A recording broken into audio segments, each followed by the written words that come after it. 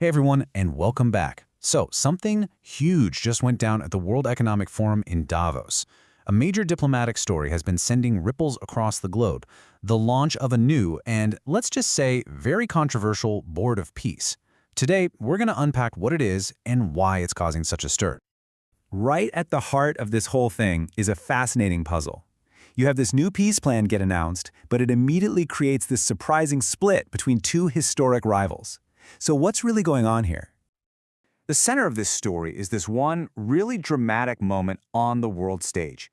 It's a moment where two nuclear-armed neighbors made completely opposite choices, and in doing so, they revealed some really deep fractures in global politics. Okay, so picture this. On one side, you have Pakistan's Prime Minister Shehbaz Sharif. He steps right up and signs the charter, a very public, very clear display of commitment. But on the other side, you've got India. They were invited, but they chose to stay on the sidelines. This single moment, right here, captures a massive geopolitical divergence, and it has huge implications for South Asia. So, to make any sense of this split, we have to back up a little and ask a really basic question. What exactly is this Board of Peace that got such different reactions? All right, so President Trump unveiled this thing at Davos, and it was framed as a brand new way to resolve global conflicts and promote peace.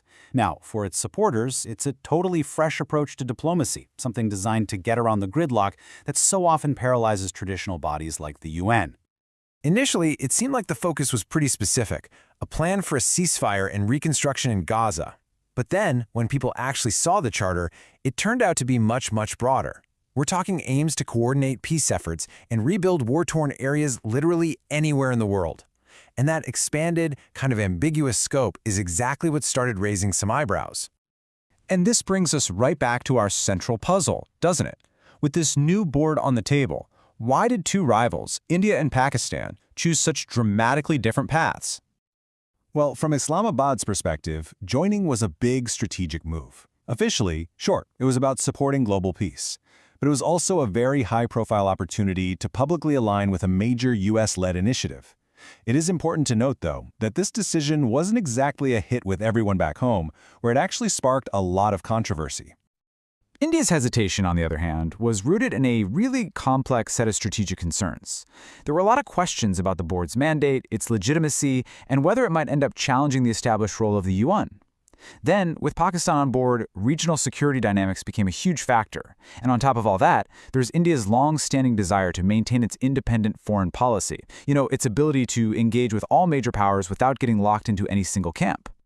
And you know what? India wasn't alone in being cautious. In fact, when you look at the global stage, the Board of Peace got a pretty cool reception from many of the world's established powers. I mean, just look at this. The G7 members, along with major players like China and Russia, they all declined to join. The United Kingdom even went on the record to specifically refuse. This lack of buy-in, it really stems from some deep-seated concerns. A reluctance to endorse a US-led body that could rival the UN, and an unwillingness to be drawn into new geopolitical alignments. For countries like China and Russia, it was a non-starter from the get-go. This widespread skepticism has cast a real shadow over the whole initiative. Without the backing of major global powers, questions about the board's legitimacy and its ability to actually be effective became impossible to ignore. Now, the controversy and the high stakes around the board have, unsurprisingly, made it a prime target for misinformation. Fact-checkers have confirmed that AI-manipulated videos and deepfakes are circulating online, which is just another reminder to be really critical of what you see and share. So, let's pull all these threads together. What does this diplomatic drama actually mean for global politics? Why should we care about who joined and who didn't? Let's connect the dots. There are really three key takeaways here. First, we're seeing peace initiatives being attempted outside of traditional structures like the UN. Second, the split between India and Pakistan, well, that highlights some majorly shifting alliances in South Asia. And third, in today's world, simply joining or not joining a group like this is a powerful diplomatic signal of a nation's priorities. This quote just nails it, doesn't it? What was unveiled as a plan for peace almost instantly morphed into a test of alliances and a flashpoint for international diplomacy, revealing all these fault lines across the globe. And that leaves us with a final provocative question. Does the Board of Peace represent a new, innovative model for making peace in the 21st century? Or is it simply a new stage for the old game of power politics? The answer will likely shape diplomacy for years to come.